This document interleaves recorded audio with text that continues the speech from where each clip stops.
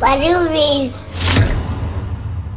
Kaze mu kiganiro cacu wari ubizi. Bantu mwese ndabakiriye mu kiganiro cacu. Nibaze yuko aho muherereye mumerewe neza. Jewe ndashima Imana, ariko cane cane nagomba nshimira abantu bose baravye ikiganiro ca Vanessa. Nukuri Imana ibahezagire, na cane cane nashaka nshimira abantu bagize commentaire hasi batubwira yuko bashimira Imana, yuko Imana yabahaye kumenya imihamagaro yabo. Imana ngo ibigisha ingene boyikorera. Hari umuntu yatwandikiye muri commentaire hasi atubwira ati ndatangaye ingene maze igihe kinini mu isengero, ariko n'umunsi niho numva umenga menya agaciro k'uburemere bw'Imana. Ati nsubiye kandi kumenya icimana iri mu buzima bwanje. Nukuri iyo niyo ntumbero ya wari ubizi. Rero ndashima Imana, abantu badutelefonye, abantu batwandikiye, Imana ibahezagire. Rero nagira ndabahe ikaze mu kiganiro cy'uno munsi. N'umunsi dufise umutumire. Nababwiye ko iminsi yose namanagiriwe ibakwe ryo kwakira abakozi b'Imana, na cane cane umuntu w'umupasteur. Rero nukuri ni mwungumiraho muze tubane muri kino kiganiro. Imana irafise ingene ihamagara. Uwo mupasteur agira tubwire intahe yiwe ingene Imana yamumva, yaramuromanuye, iramuhamagara. Nukuri ntavyo yashaka. Mu migambi yiwe ntibyari mu, yari umukirisa asanzwe mu isengero, ariko Imana iramubwira ati utegerezwa kunkorera. Byanka bikunda ndagutoranije, utegerezwa kunkorera. Rero nagira ndabaha ikaze. Nukuri kaze mu bane tubane mu kiganiro cacu, ariko nashaka ndabatumirire. Ikiganiro wari ubizi nico kurabwa n'abantu benshi. Intumbero yacu nico kwagura ubwami bw'Imana, nico kunagura imitima, nico kwagura ubwami bw'Imana, kugaruka ku Mana. Nukuri reka tugisharinge, ugihe mugenzi wawe, umubwira ati raba kino kiganiro, hama mugire subscribe, hama tubone kwagura ubwami bw'Imana. Rero mu kiganiro cacu ndabahaye ikaze, ingo tubane. Warubizi, warubizi, warubizi,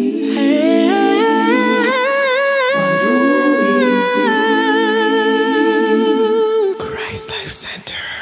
Kaze cane pasteur. Murakoze cyane. Ndabakiriye mu kiganiro wari ubizi. Murakoze gose. Kunzi wa wari ubizi ngira ntibabizi. Nashaka ndababwire yuko nabatumiye mu kiganiro biciye mu muntu twakiriye. Hama ndavuga nti ndibaza yuko pasteur ariko araturaba, umunsi umwe tuzomutumira. Rero nashaka ndabashimira ingene mwitavye. Imana ibahezagire. Yego cyane, murakoze. Yego, iminsi yose rero dutangura ikiganiro wari ubizi, twama twiragiza Imana. Ivyo tuvuga ntaba ari twebwe, ariko bibe ari byo abantu Imana yateguriye abantu, kandi bibe ari byo bakeneye, kuko Imana niyizi ivy'imitima y'abantu ikeneye. Rero nagira ntangure ndabasaba dutangure kugisabisha. Yego cyane. Karibu. Data mugira neza, turagushimiye kubw'ineza yawe. Mana, uyu munsi wari uwuzi, turagushimiye ko uri Imana ifise gahunda ku bantu bawe. Mwami, kino kiganiro tugiye gutangura ntihagaragare twebwe, ahubwo hagaragare icyo ushaka kubwira abantu. Yego Yesu. Data, turasengeye imitima y'abantu itegerezanye amatsiko ibyo ushaka kutuyaga. Turasengeye imitima y'abantu, na cyane cyane kugira ngo imitima irushirizeho kukwegera. Turaguhaye icubahiro Mwami, amajambo akwiye kuvugwa bari yavugwa, ayadakwiye kuvugwa na yaceceke mu izina rya Yesu. Duhamagaye imbaraga z'Imana kugira ngo zitugote, kugira ngo wewe wikorere icyo wagagombye gukora. Tuguhaye kaze muri kino kiganiro, tuguhaye ituze duhamagaye ituze ryawe hano, duhamagaye mpemu w'Imana kontrole buri kimwe. Dusengeye abagiye kubifata, dusengeye abariko barakora kugira ngo iki kiganiro gishobore kugaragara. turasengeye abantu bose mwami Yesu bariko baradukurikirana kuri umurongo kubw'icubahiro cyawe ishimwe n'icubahiro bikomeze kuba ibyawe muri byose mu izina rya Yesu amen amen amen murakoze cyane amen ndongere ndabaha ikaze mu kiganiro amen murakoze cyane mumeze neza turaguwe neza muri Yesu Kristo turashima Yesu amen ego nashaka dutangure mwidondora ego kazi amazina yanjye wayavuze nitwa Janvier Nduwayo hanyuma nkaba nubatse mudamu wanjye dufitanye twese dufite abana 4 abahungu 2 n'abakobwa 2 hanyuma nkashima Imana yuko yadutoranije mu gihe gisa niki amen nukuri nivyo hanini novuga ngira ibindi turabivugana buke buke yego Yesu abamugisha amen navuze yuko muri pasteur nkuko abantu babibona hajya kuri screen bega pasteur Janvier yakijijwe ari mutubwira ubuto bwanyu pasteur Janvier ninde Pastor Janvier Nduwayo n'umuntu yavukiye muri famille y'abana turi 8 twese mu rugo hariho mukuru wanje hakaba umuhungu wa kabiri akaba ari jewe hanyuma dukura muri famille catholique dukura muri famille abavyeyi baduhatiriza gusenga kuja muri catholique gusenga ariko rimwe na rimwe sindavyumve nkumva n'ibintu nyene biri ntariko ndategera hanyuma ndavyibuka yuko papa yakunda kutuvundurira mu gatondo ngo tuje gusenga ku nguvu ndavyibuka rimwe na rimwe ko ntagenda ngo ninjire mu rusengero nkumva nyene n'ibintu biraho ariko nk'umuvyeyi we yumva kumenga keneye kumpatiriza gusenga ni presence keneye kuba present mu rusengero nubwo we watajayo hanyuma turakura hanyuma twebwe mama n'umwarimu kazi n'umupensione ariko papa yaritavye Imana hanyuma Janvier akura mu quartier nyene Bujumbura mu Cibitoki ariko tugakurana ikintu c'ikinyabufura ndavyibuka ko muhira iwacu atawavuga igiswahili kandi twabana n'abavuga igiswahili nyene tukabwirwa kuko nyene menga igiswahili umuntu azokivuga hano hantu azoba ko sikoza rikomeye urwo rurimi nigwo abantu batagira indero hanyuma tukaza gusanga uno munsi dushobora kuriha amahera kugira ngo abana bacu bige igiswahili so ibihe vyari mu buryo bwo kwedika umwana kugira ngo avuge ikirundi agende kuri discipline ego agira imico mbese y'ikirundi hanyuma jewe narakuze ndiga amashuri hanyuma mu nyuma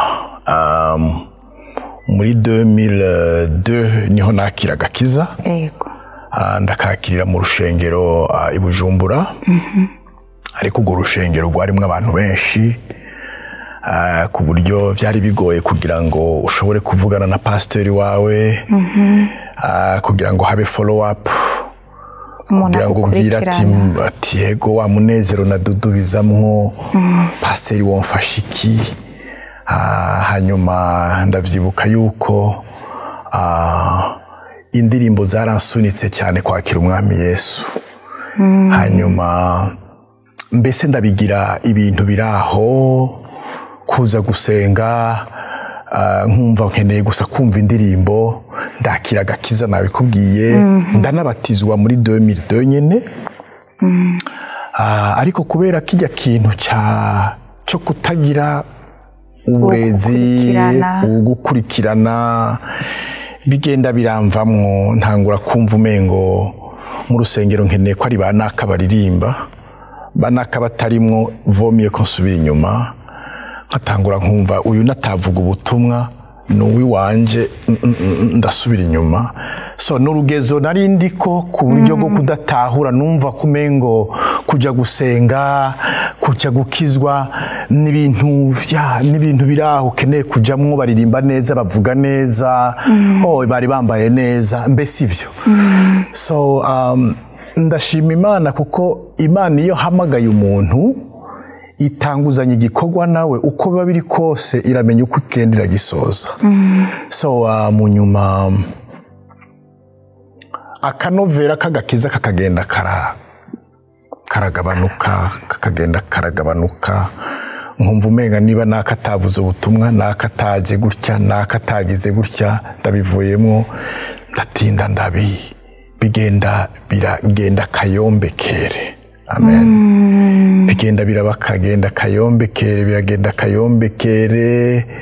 Hari akayombekere kagenda karaba, ugasanga ugiye kunywa boke, uracyafise ya marigara nyene, mugabo kandi ugenda no muri caci. Ugasanga abagenzi ntushaka kurekura, mugabo kandi ugenda muri caci. Akayombekere kakagenda kakagutwara ku buryo na eglise n'umutima ugasiba ukumva nta navyo ukeneye kujamo. So ubwo nibwo buzima nabayemwo. Biragenda birashira, nibyo kuja mu rusengero birashira, nsubira kuba uw'isi, nkora ivyo umupagani wese ashobora gukora. Amen. So ndagenda kagirire kabisa, ndabivamwo ivyo gukizwa. Ariko iyo numvise amajambo y'abantu bariko baravuga ivya Yesu, nkavuga nti bijya bintu Irakomeye, bijya bintu ntaco nobivuga ko jewe byaranyigoreye, ntaco ndabivuga ko, uravyumva. So ariko harimwo ikintu c'ubumana nyene, nkumva ko hari intege nke zihari. Ndavyibuka ko ico gihe imbere yuko nkizwa 2002 narakora, natanguye jewe gukora 96 2002, umuntu ankura mu kazi w'umuryango, ambwiye ati nuve muri ako kazi ndakuronderera visa ugende UK. Ntangura kumva noneho yuko ndagiye i Burayi. Nuko navuye mu kazi, n'Uburayi ndabubura. Ariko Imana yari ifise umugambi uko bwira ntangure nkizwe d'abord, hanyuma inyifatire. Urumva nako gakiza sinakajamwo neza, umva njamba ndagahagaritse. 2005 ndakora ubundi buzi busanzwe. 2007 ndakora mu ishirahamwe mpuzamakungu muri UN. Amafaranga noneho hatangura kuba amafaranga, noneho ndabivamwo rero nako completely. Amen. Rero ico gihe Pastor Janvier wabivamwo, nashaka utubwire mbega hariho kwa kundi uvuga ati iyo kijijwe hariho ijwi ry'Imana wumva rikugarura ati Janvier ibi bintu urimwo, canke ukumva umuntu uko watubwiye ati narumva amajambo y'Imana, nkavuga ati ivyo bintu ni mubireke, je vyaranani. Ico gihe utabirimo wabivuyemo, mbega nta majambo wumva mu mutima wari umeze gute? Warumva urabona iyo umuntu ari mushasha atanabimazemwo n'igihe, haraho uyobegwa uti mbega iri ni ijwi ry'Imana cyangwa n'amasantima yiwanje. Hanyuma ibi bintu warumva ibwina mu mutima, hari nk'ikintu wakora ukumva uragize regret, ariko wakibaza uyundi ukumva ariko arakikuratira ko byagenze neza, ko naryohewe. So ivyo nagiye kubimenya mu nyuma ko yari mpwemu w'Imana yari muri jewe. Hanyuma nakubwiye ngo ugukizwa kw'iwanje yari presence, kumarika presence mu rusengero. Kumva ko nagiye gusenga niko gusenga, kumva ko ndi mu bakizwa nanjye ndakijijwe, mugabo ata focus cyangwa ata ntego irimo muri ivyo bintu. Rero byari byoroshe cyane kubandanya mu byo urimwo, kuko nta cyakikugera nta bwoba buba bukirimwo bwa cyane uvuga ngo ibintu oya umva nta mana uba ufise ntubuzi n'ibyo urimo ni nko tubafise muri eglise ugasanga abantu baraza juste ugasanga aricaye yarakijijwe yarabatijwe ariko ntaho uburemera ko gakiza akumva ko ari ukwinjira no gusohoka hagera kuvyinjiramo cyane akumva je nagarukiye gusa mu kwatura no kubatizwa niko Bibiliya ivuga hanyuma bigarukiye ngaho ariko siko vyari bakwiye kuba rero naho hantu rwari urugendo nkunda kuvuga cyane urugendo rwari urwo rugendo nagira nubwo wavyumva ko ivyo warimwo bitarimwo nubwo wavyumva umengo uri mu kibanza kitari cyo ariko hari izindi mbaraga usanga zifata bene uwo muntu kubera nta burere nta muntu muvugana nta entourage y'abarokore urimwo ahubwo uri muri entourage y'inzoga uri muri entourage y'ubusambanyi uri muri entourage y'isi mbese so rero ivyo wakira cyane nivyo ni wa muntu yavuga ngo uzombwira umugenzi wawe wo mugendana nzokubwira uriwe voilà nuko Yesu aguhumugisha amen nashaka tubwire ingene ubuzima bwagiye urahinduka mbega n'iryari umuhamagaro umenye n'iryari kuko warabaye pasteur kandi wari uzi yuko uzoba pasteur jewe byo kuba pasteur n'ukuri ntavyo nashaka numva umengo ahubwo ivy'Imana yo propose noba nk'umu businessman gutya aye nkaza ndafasha aba pasteur yego nkabubakira washaka nkabana bambika mugabo ntabirimo ibi ni ibintu natinya cyane kuko numva ko atari ibintu vy'umucezo nubwo ntabimenya mugana narumva ko ibintu biyemeje atari ibintu bisanzwe rero warumbagije ngo watahuye gute umuhamagaro wawe umuhamagaro wanje ukuntu nawumenye nuko ncyangaruka inyuma gatoya nuko nkoze muri Nations Unies imbere yuko ndahava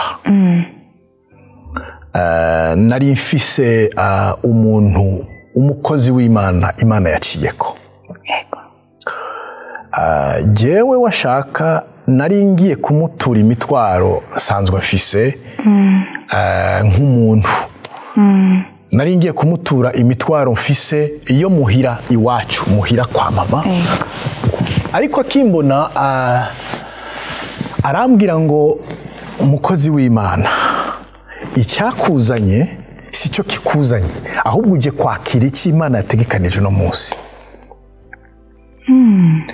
numva umuntu ariko arambwira iby'ubukozi bw'Imana nanje nikorera muri Nations Unies ubwishime buri ngaho oye nzimeze neza byose birahagaze ndahagaze neza abantu iyo bambonye baravuga ati uyu musore arakomeye kabisa uyu musore asa neza arambwira ndumva mu mutima ibintu by'ubukozi bw'Imana ntangura kubipingira mu mutima ndabipingiye mu mutima cyarambwira ngo muhemu yera ariko arambwira kuri kurabipinga ngo nyumviriza neza icyo nagira ndakubwira numva bya bintu rero birakaze arambwira ngo cyakuzanye si cyo cyakuzanye ahubwo icyakuzanye ni wicare utega amatwi wumve icyo ngira mvugane nawe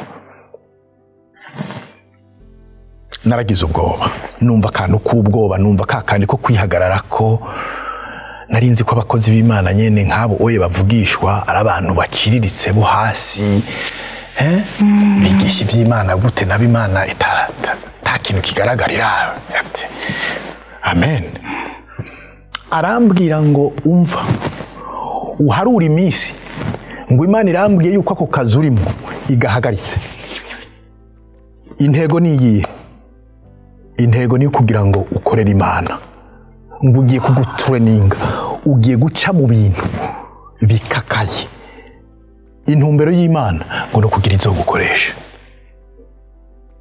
imvugo yabivugamwo yari imvugo iremereye cyane yari narumva akantu k'ubwoba kandi nkumva noneho namaze gufatwa ahantu aransengera arambwira ati ibintu ugiye gucamwo ngira ndagusengere ngo umutima wawe ntuzube deconnecte. Yaransengeye ndahava. Muri make misi yambwiye ntiyambwiye imisi ariko mu misi mike akazi kaba karaheze. Numva bya bintu nabwiwe noneho birashitse ndagira ubwoba muri jewe. Naho urugendo rero rwatanguriye. Umuhamagaro ntiworoshe. Aho niho natanguye kumva umuhanuzi w'Imana ambwira ibyo kuzokorera Imana. So igihe rero kiratangura. Ndavuye mu kazi yamanyamara heze ako wari ufise wagurishije kugira ngo ukomeze usayangane abantu nubwo atakazo gifise babone ko kame mukira umuntu, babone ko kame mukigendera mu modoka. Ibyo byose Imana iragendera binyohanyoha irabifyondagura. Rero Imana inyaka ibintu vyose umuntu yotunga. Imana inyaka ibintu vyose vyotuma umuntu agirwa ngo uyu muntu n'umugabo. Imana inyaka ibintu vyose. Imana inyaka abantu bitwa abagenzi. Amen. Imana inyaka ikintu cyose cyoshoboka. Nireturuva ndijenyene. Nireturuva abantu bashobora gusa kuza bakantwengera n'abana navyaye gusa. Ndagira ibihe bitoroshe, ndagira kabonge katoroshe. Iyo ni yindi testimony tuzoronkera umwanya wo kuganira mpwemu yera niyatwemerera n'igihe gikwiriye. Ariko vyabaye igihe c'umubabaro c'agahinda cyo kwiyumvira. So kuva muri 2011, 2012, 13, 14, 15 nari mu buzima bw'amarira. Hari amarira umuntu arira udashobora kubwira mugenzi wawe. Uti ibi bintu nkabimubwira ataniceka. Ibi bintu ninabivuga ndaseba. Wegera pasiteri kubimubwira ukumva noneho yagiye kukuvuga. Nkabaza Imana none gamana ko nakugarukiye. Aho wari wamaze kugaruka ku Mana. Naciye ngaruka kuko narabonye ibimenyetso bituma bya bindi byose bya. Naciye ngaruka ndavuga ngo naciye bugufi. Ariko uko natera intambwe nca bugufi ahubwo ibintu niko byagenda bikomera. So ndaba confused, ndagerageza gushaka abapasiteri kubiyegereza kugira bambe hafi wapi. Ahubwo hakubiyegereza nkumva bagiye no kuvuga ivyo nababwiye. Je nabahaye nk'imitwaro noneho bagiye kunsenya hanze. Kavuga none Mana warabuza abakozi b'Imana. So vyari bihe bigoye cyane iyo myaka. Vyari bigihe bigoye. Nasenga sinari umuntu yumva ngo nijwi ry'Imana ngo naryumva. Nabaza umuntu nti nta hantu hari abahanuzi nkajya kurondera ahantu hari umuhanuzi basha abona kabisa umwe bavuga ngo arabona. Agahanurira uri inyuma yanje, agahanurira uri imbere, agahanurira uri iruhande. Narondera ikidada. Narondera ngo basi kujya Imana ihora ibwira abantu ngo Imana irabakunda just. Ngo basimbwiye kwinkunda gusa izoba ntekanye. Nkumva aravuze ngo ujya haguruka. Nkumva ujya ngo haguruka. Agakusimba. Kabona arasimba. Canke jewe narapfuye kibaza canke jewe sindiho. Mana ko wavuze ngo uranzi, ko wavuze ngo uzonkoresha sinye niyi. Okay, wowe ufise sinye gusa zo kungirira nabi. Nabitwa abakozi bawe raba baranshibura ntasaganirizo mfise, ntunamvugisha, ntunambwira, ntahumure mfise. Ku munsi mbona ivyago. Nakoze amabi gusumba abantu bose. Wari kurambaza ngo mbega umuhamagaro wawe wawumenye gute? Naho nawumenyere kuri umukozi w'Imana. Nuko rero ndatanguye urugendo. Badatanga urugendo mu buryo bushaririye, mu buryo bw'amarira, mu buryo bw'akabonge kenshi. Ariko muri ako kabonge nkumva ndarushe. umukozi w'Imana ndavyibuka yuko nahora mbyuka saa 9 z'ijoro nkafata nk'ikirahuri novuga ngo iki kirahuri ni ciza nkakimena hasi nkagitwika hasi kugira ngo numve ndayereka Imana yuko nanje ni manifestation nereka Imana ntibasi nahangeza gushavura ndagushavuriye ariko Imana iyo yaguhamagaye muri uwo muhamagaro wari kurambaza Imana yaguhamagaye hariho umuntu yigeze kuvuga ngaha ngo Imana nta santima igira ntayigira ifise urukundo gusa sinzi kuvyumva Imana ifise urukundo ariko nta santima zigira twebwe abantu santima umwana yorira ukagira santima ukanamuha n'icyo mwishe ukamugurira ibintu kuko umwana yagusavye ukakimuha kumva ico kintu nikimwica ariko Imana dufise Imana iraba kure cyane idakangwa ngo birakitse idakwanga ngo warize idakanga ngo wamenye ibintu idakwanga narafashe amashati imipira nareyitaburiye ko imyaka myinshi chwe kaceceka so ubwo gwari urugendo rw'umuhamagaro so rero iyo Imana yaguhamagaye mu muhamagaro igenda igucisha mu bintu udasobanukiwe iraguhingura ikagucisha hirya no hino kugira ngo ushobore kumenya neza ivyo ugiyemo so byari bigoye gutahura uwo muhamagaro nabwiwe kuko ivyo nariko ndabamwo ivyo nabwiwe byo kuzoba umukozi w'Imana narinzi ko ari uguca bugufi mu misi mikeya ikangirira ubuntu ikabona basi ko naciye bugufi ikabona ko naretse vya bindi ariko umwaka ukivamo 2 3 4 5 Pastor nashaka uze kutubwira muri iyo myaka 5 yego kuko Imana yarakuburiye yarakubwiye ati biraje hari ibigeragezo bije nashaka uze kutubwira uko urugendo rw'imyaka 5 tubwire iki ibigeragezo waciyemo ariko avant yuko tubandanya nashaka mbwire abantu badukurikiranye kuri warubizi dukorera muri CLC ni shengero riri muri Phoenix tukaba dufite ama programme mu shengero rwa CLC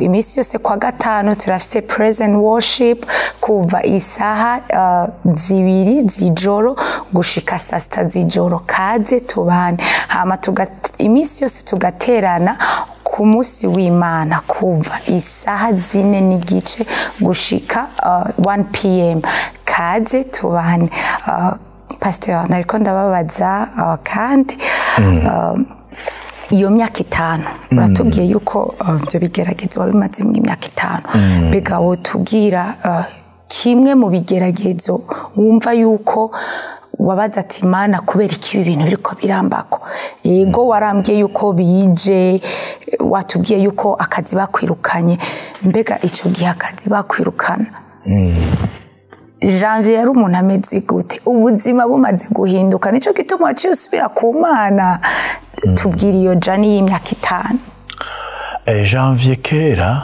washaka abamuzi n'umuntu mwisi banzi nk'umuntu yakundana azi gutera inkuru amashaka ko abantu banezerwa mvuga kera ariko harimo ubwirasi ubwishime sinzi ko bivugika ubwibone kumva ko ego akantu kubwirasi hari ikizo ushobora gukora mugabo harimo ubwirasi mu mutima ibwina Imana ibona mu mutima harimo ubwirasi bukomeye hanyuma Janvier yari umunywi w'inzoga je nta nzoga novuga ngo zashobora kumbumba nta nzoga kuko naranywa inzoga ibiyeri vyahera nkanywa Amstel zahera nkanywa Heineken zahera nkanywa amajini nyene yego so rero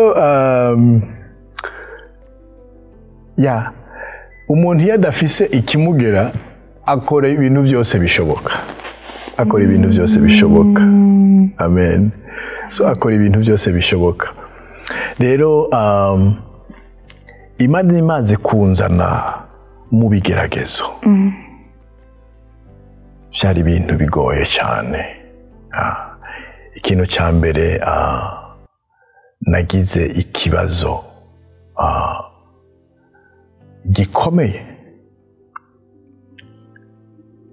icy'urugo, umwanya muremure cyane.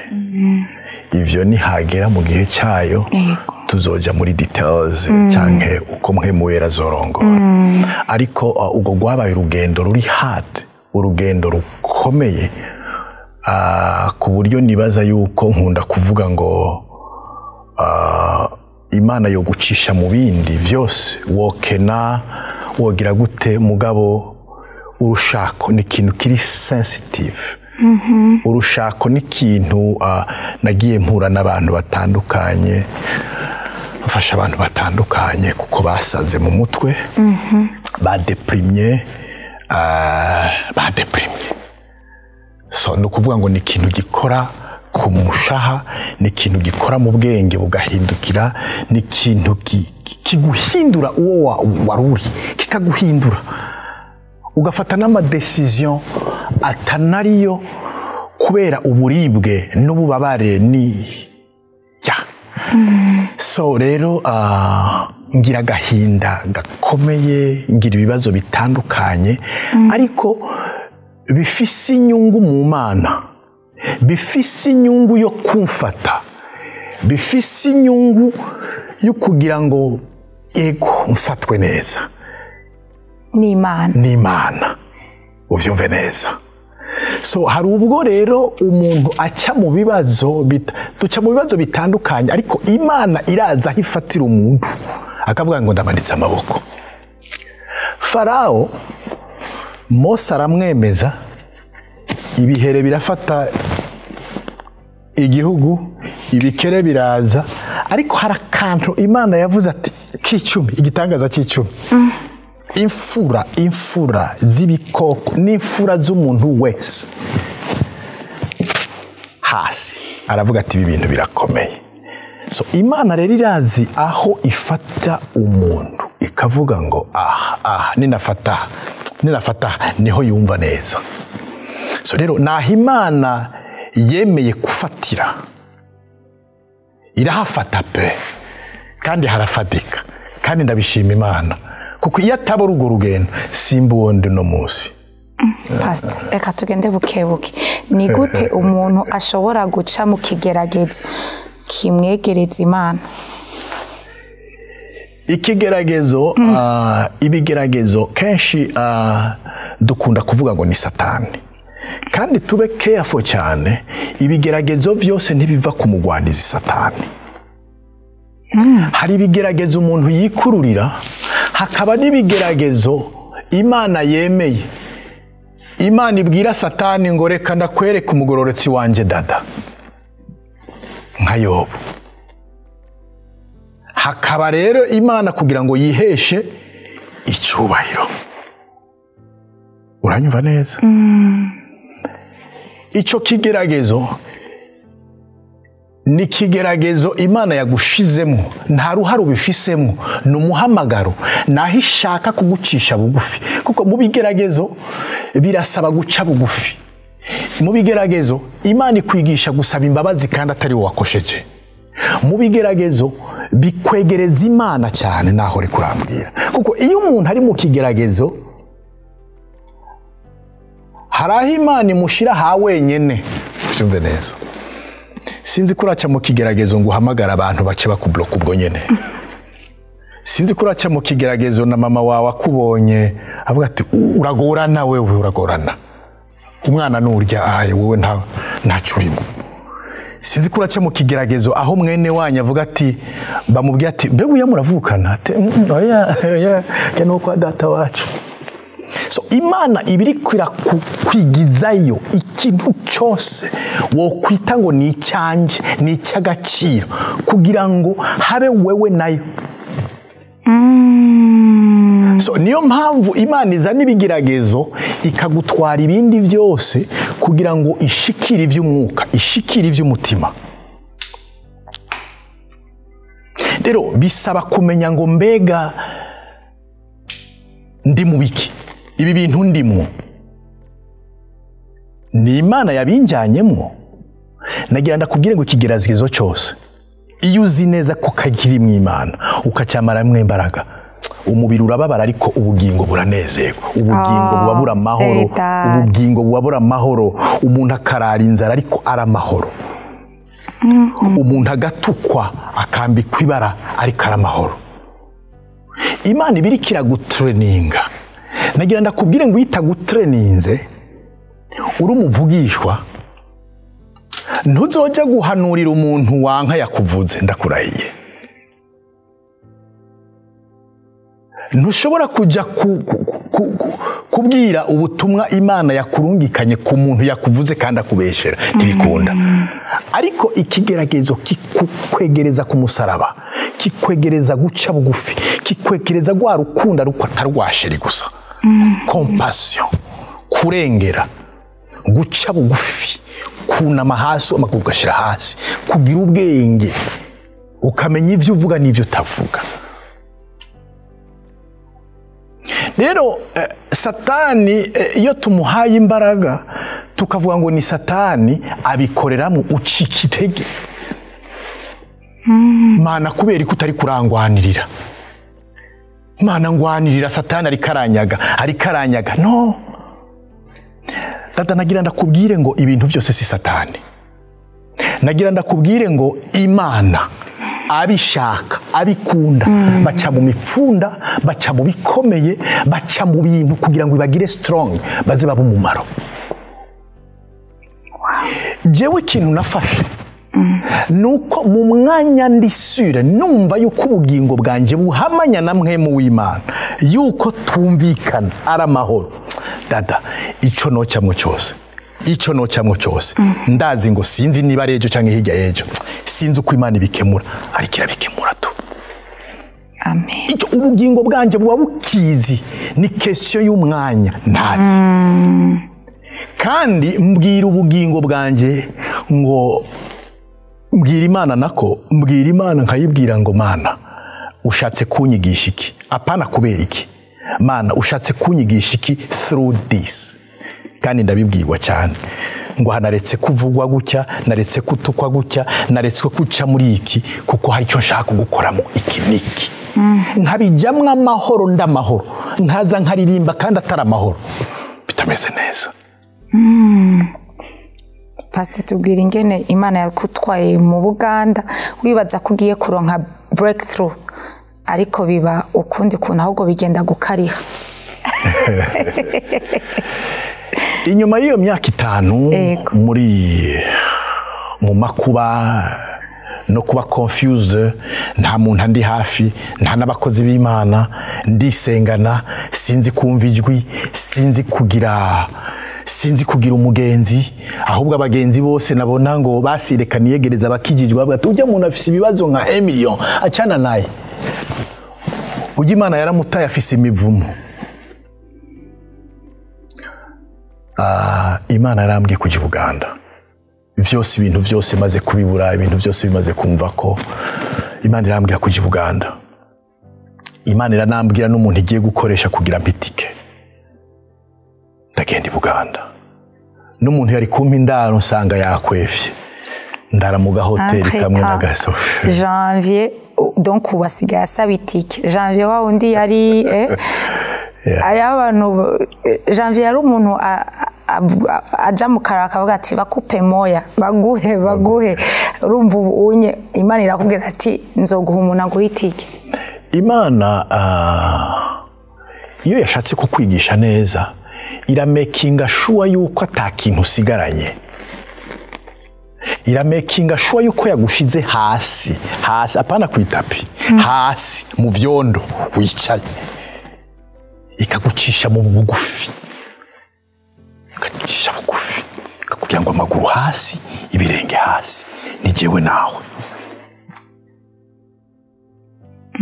Rero irambwira ngo ndarondera umuntu agwitike, uyo muntu naramubonye, irambwira ngo ayo mafaranga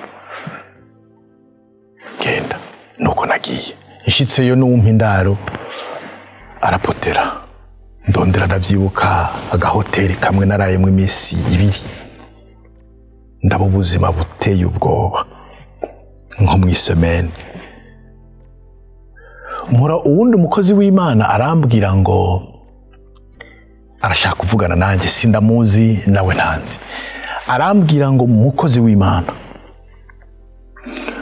ngo Imana irambwiye yari umunyarwandakazi ngo Imana irambwiye ngo ndakubwire ngo sinzi igihe umaze ngaha ngo ni Imana yakuzanye mu maboko yayo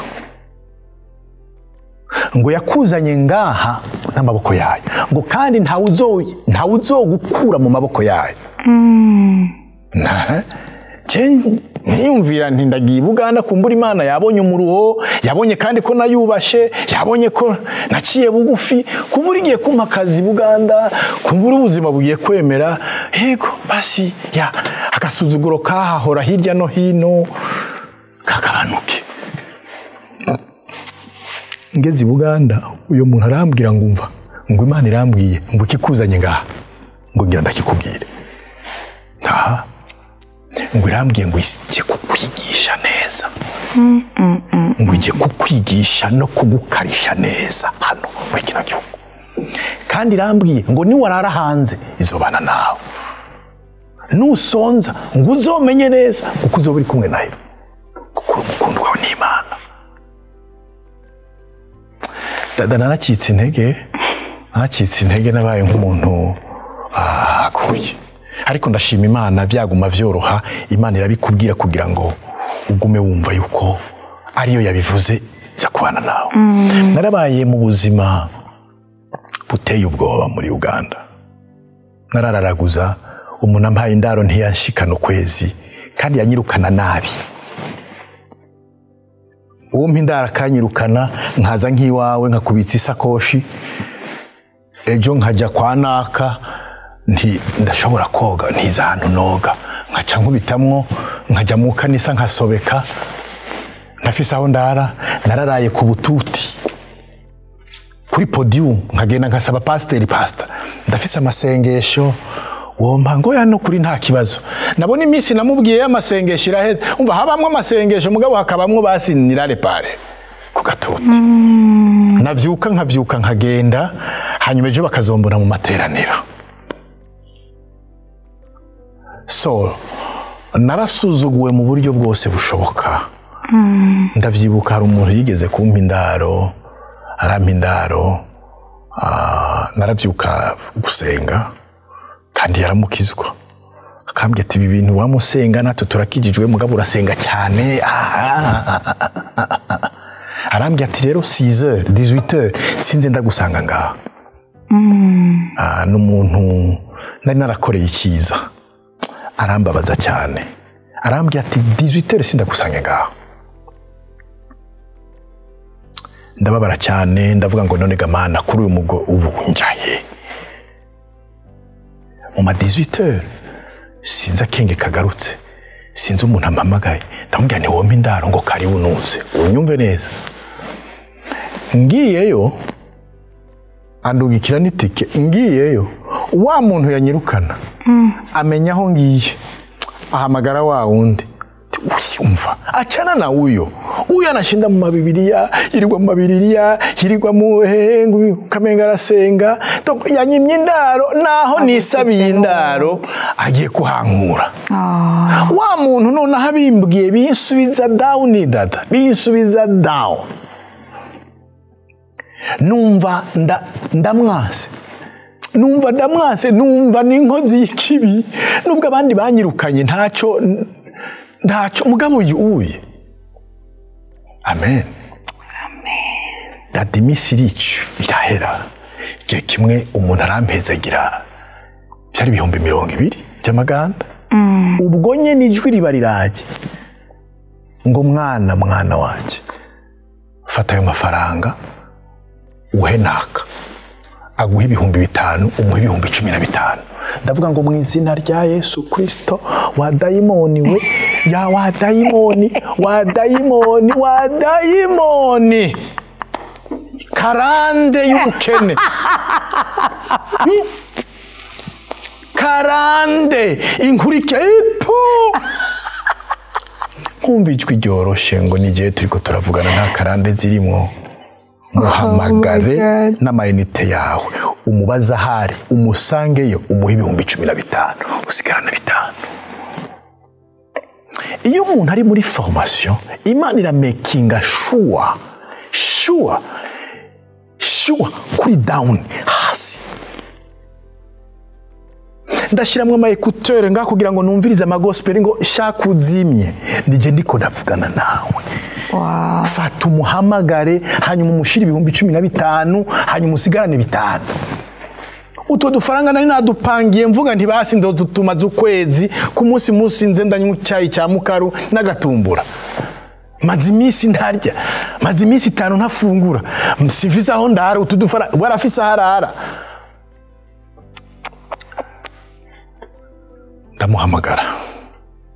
Ndamuhamagaye ku telefone ntiyayitora, hamwe isona rimwe ncandakupa. N'Imana ndagushimiye yuko tutariko turavugana nawe araba daimoni atoya ati je ndaba mu mutima.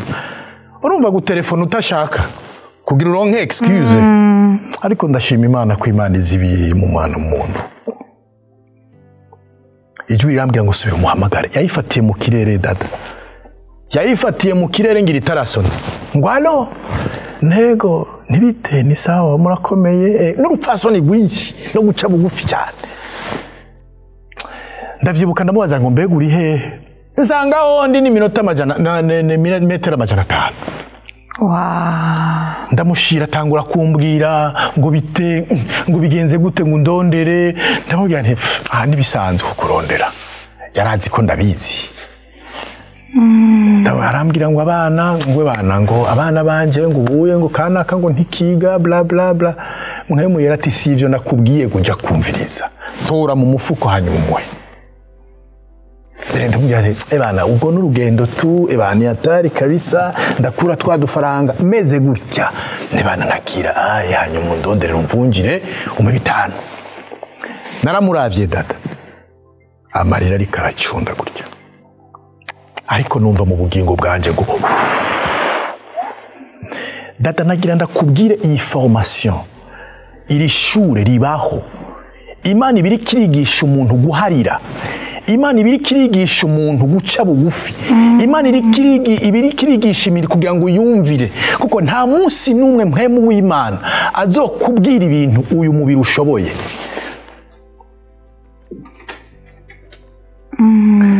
Nuko nabandanije mu buzima wari kurambaza bw'ibuganda, ndakubitika nkasonza ntisonzesheje, nkararaho ku misozi, amateye amasengesho agatindaga bikitwa ko ari homba, nkavayo nkacumbikirwa n'uyu yakanyirukana, mbaho mu buzima budasobanutse, mfise agahinda gakomeye k'ibindi bikomeye.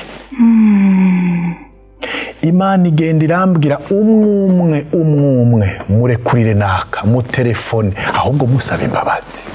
Kandi atari wamukoshereje. Uyo muntu yaracumise umutima wanje mu gikomere, yaracumitaguye mu telefone. Ntawe telefone. Dada, ibi bintu vy'Imana biteye ubwoba. Yesu umwana w'Imana ari we Mana, kuza ngaha kemera kwambara ubusa. Burya bijya turaba muri filime sivyo, yari tunu. Yesu yari tunu. Imana tunu. Imana yitwa ngo umukuru w'abadayimoni. Imana irakwitwa, Imana ikigwa kwa mate. Biteye ubwoba.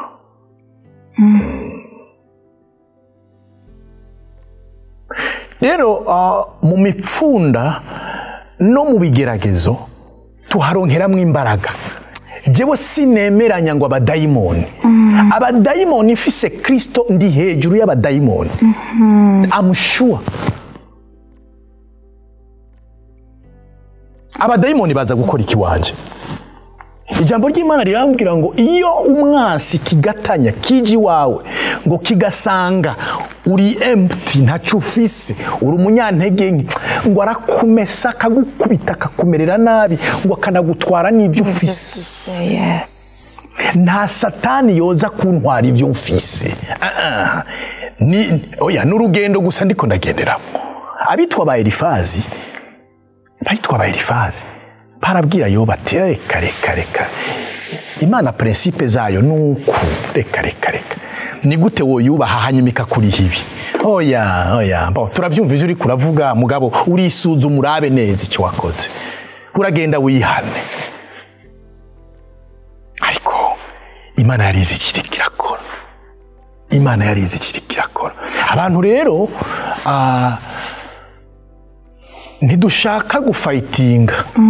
Dushaka kuza mu vya Yesu tuvuga ngo biroroshe vyorohe bibe haleluya bibe amen Imana n'umwizigirwa irangirira neza mbese tukaza tuyishakamwe ibintu mugabo tudashaka ubugingo.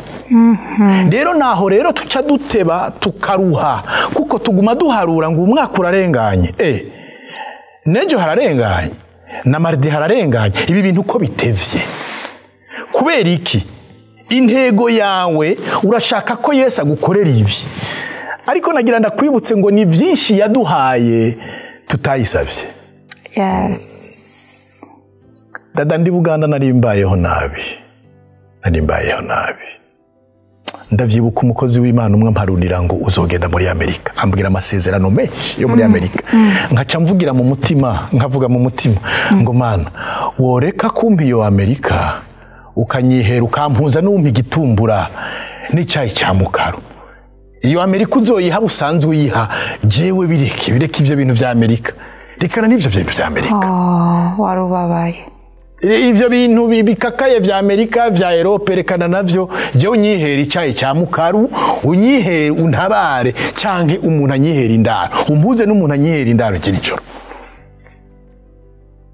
Ni Imana itanga amasezerano uko yashaka. Ni Imana ikora ku buzima bw'umuntu uko ishaka nikora nirema nishiraho shaka uje mu bapfumu shaka uje ahubwo baza kongera ibindi bitagira umumaro. Umuntu azi Pastor Janvier arazi ko afise ikintu yamavuga ngo jewe Imana yampaye second chance. Ndagusavye utubwire tugira turangize ikiganiro cacu kuko ndazi ko hari icyo Imana yavuze muri warubizi y'uno munsi ariko nashaka utubwire ingene Imana yaguhaye second chance. Kibazo cyiza cyane Yesu aguha umugisha. Amen. Second chance iyo mvuga second chance ndabivuga nibajije cyane ukuntu nakijijwe hanyuma ndabivamo Mariyo myaka yose ibaze kuva ku muri 2002 ugasubira kunaguka ugasubira kwitwa ngo uragarutse 2012. Imana yarakwihanganiye, Imana yaraguhamagaye ikakwihanganira nubwo iri kiragucisha mu vyigucishamo mugabo ijisho ryawe ritakurekura. So mbonamo urukundo rw'Imana rudasanzwe bimpa guca bugufi bidasanzwe kuko je uwo muntu ntawe nari kwihanganira. So rero mba numva imbabazi zidasanzwe z'Imana zidasanzwe. So rero numva ari amahirwe yandi narose ya kabiri. So niyo mpamvu ibintu by'agakiza ndasenga ngo bigira umusaruro muri jewe. Icyo Imana yashatse muri jewe Imana igisohoze. Mba numva nciye bugufi cyane.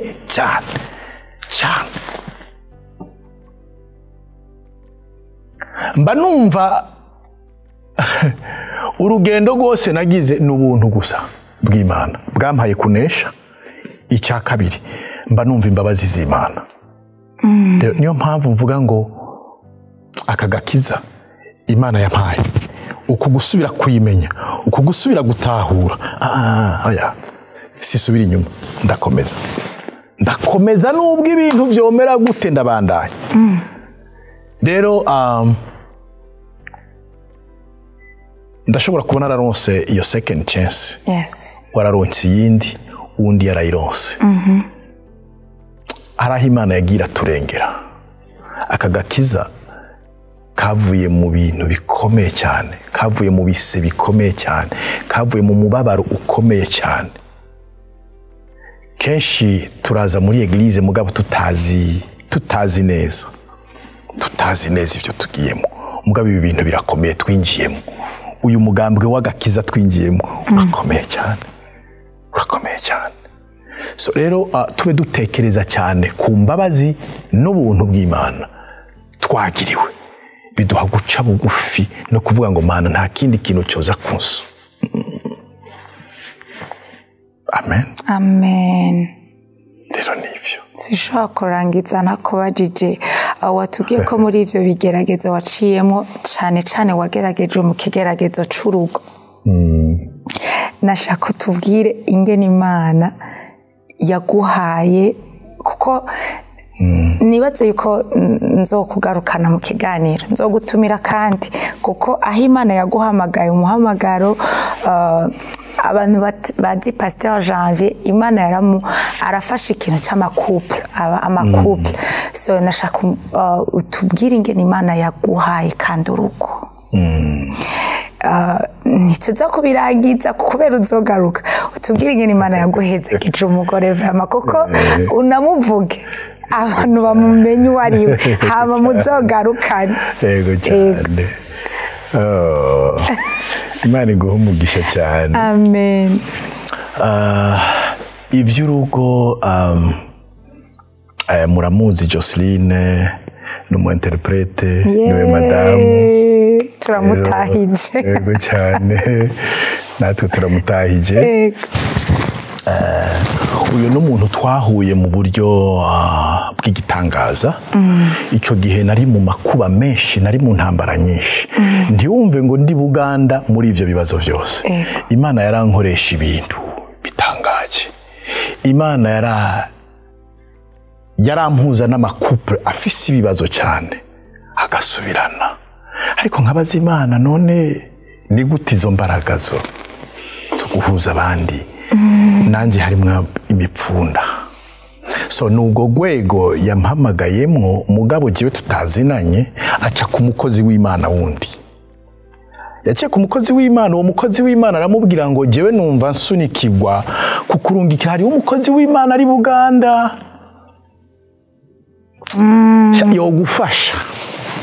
Yogufasha. Ati mugabo uzumwihanganire.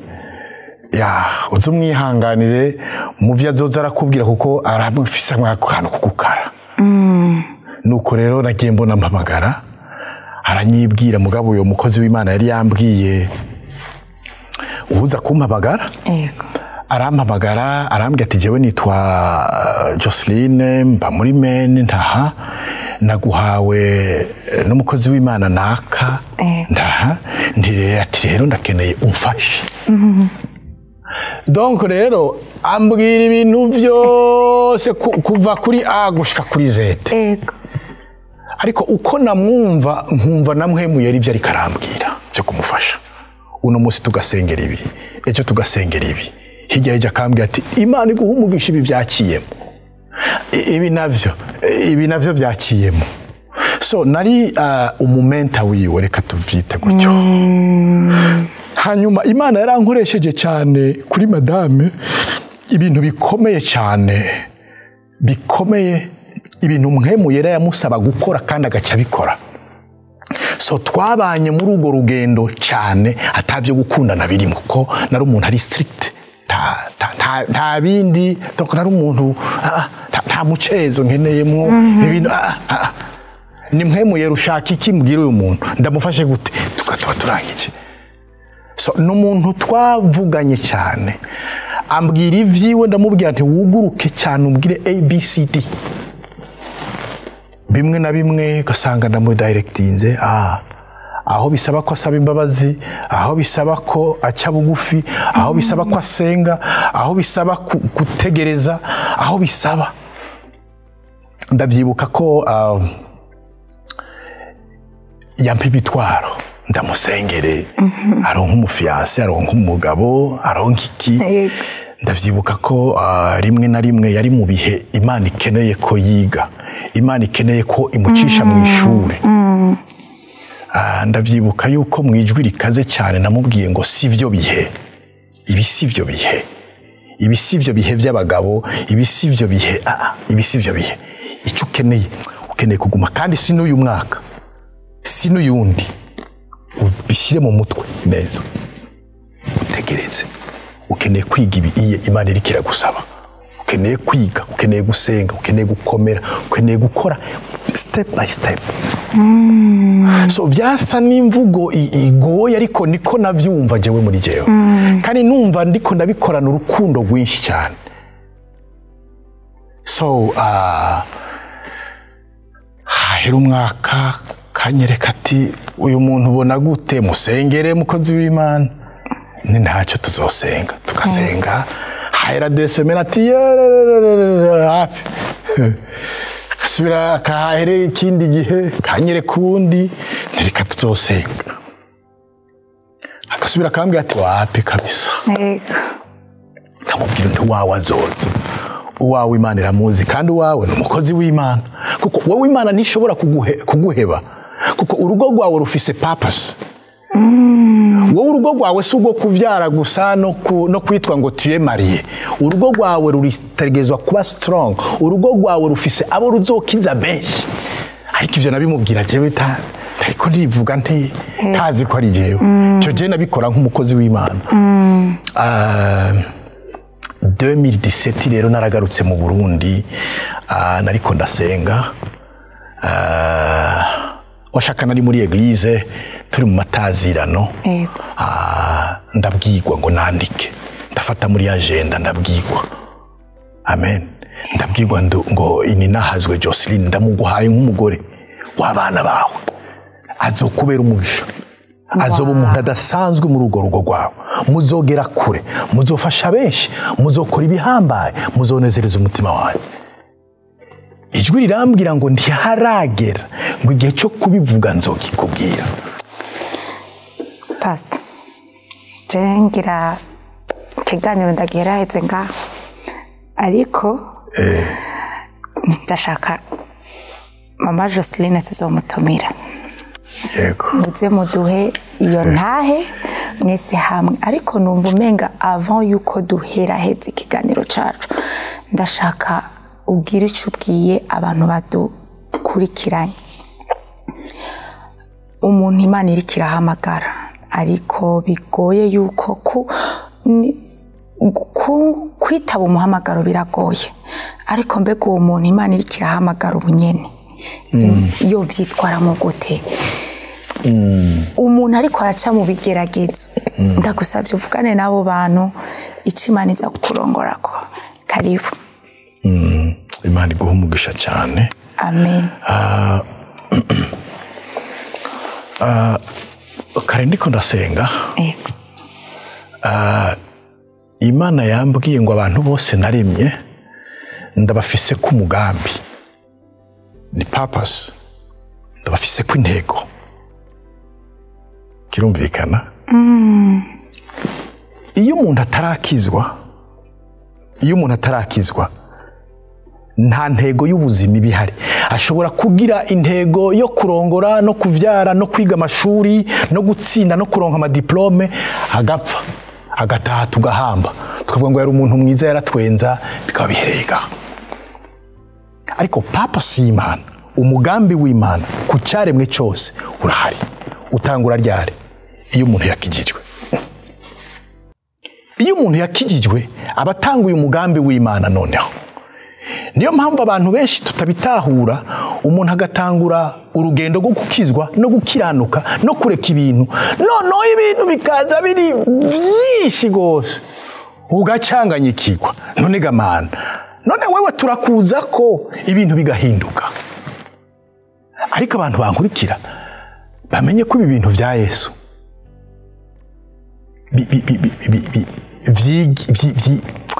bityaza, biragutyaza kugira ngo umenye usobanukirwe. Warumbagije ngo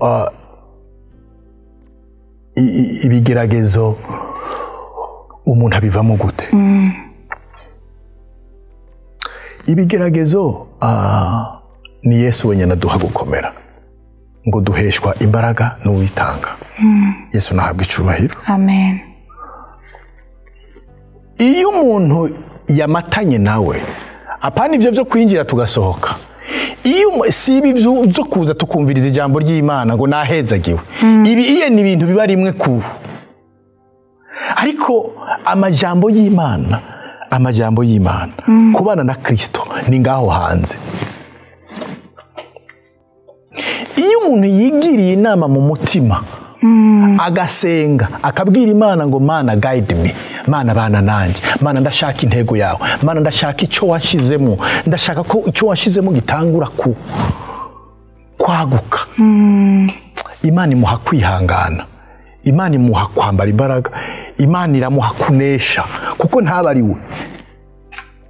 Yesu nahabwa icubahiro. Vyose bivana rero n'intego ya ntego.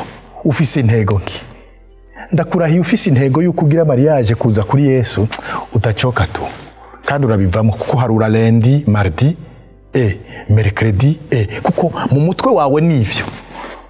Ariko abakristo bashaka gukoreshwa, abakozi b'Imana bashaka gukoreshwa, abakozi b'Imana bashaka kuba abo mumaro, hari ahantu bacyazwa.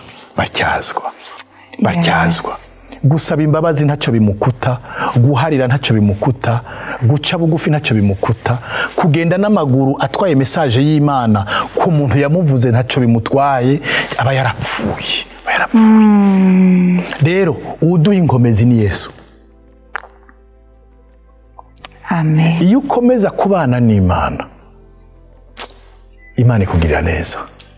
Imana iraguha gukomera. Iyo watahuye ngo ndi mu ishuri ryaye, iyo watahuye ngo ntafika tu utafika. Yesu abaho umugisha. Amen. Murakoze cyane. Imana ibahezagire. Ndazi ko abakunzi ba warubizi, abantu badukurikirana, ndazi ko bumvise yuko muzogaruka. Ego nta kibazo, tuzosengera na Madame Joseline. Ego nagira ndabashimire n'ukuri mwakoze kuza kutwitaba. Ndazi ko bitoroshe iyo umuntu aje mu kiganiro n'ukuri mba numva natewe iteka kandi koko mba naritewe. Rero Imana ibahezagire. Amen. Ego nagira nshimira abantu bose badukurikiranye. Ndazi muri warubizi, ndazi ko hariho message yatambutse, ndazi ko hari ico Imana yashatse yavuze kandi gifise umuntu yakibwiye. Nukuri abantu badukurikiranye, abantu bazodukurikirana, nukuri ngasenza Imana ngo iyi warubizi ibafashe uzo kumva ko ari message yiwe, nukuri izogira icikoze mu buzima bwiwe. Nico kintu numva novuga. Hama nagira nshimira abantu bose badukurikiranye kandi abantu bazora bino video, abazotwandikira, abantu bama badutelefona. Nuko ngira afata umwanya ndabashimire. Hari abantu iyo babonye warubizi yasohotse imisi yose batwandikira message, bantelefona bakambwira ati dada, bakanshingira Intahe. Umunsi umwe nzoza ngahansome message mwama munyandikira. Nukuri ndabashimiye. Ngira nshimire rero abantu bose twabanye, naho mutababona hari abantu bari behind the cameras, hari abantu bateguye hano hantu. Nukuri Imana irahezagire. Abarabizi ko namana babwiye ko ndabakunda, n'ubu ndabisuyemo ndabakunda. Abantu badufata no mashusho bitwa Lian Media, please mubarondere. Abo baba bakeneye banceko nukuri bazobaronka. Narababwiye ngo nabizigirwa, bafata amashusho meza, bafata ama video meza, nukuri mubakoresheje mubarondeye ntabwo muzohomba. Rero Imana ibahezagire. Je nabategure kino kiganiro nitwa Darlene Irakoze. Mwakoze kubana natwe. Bye bye. Warubizi.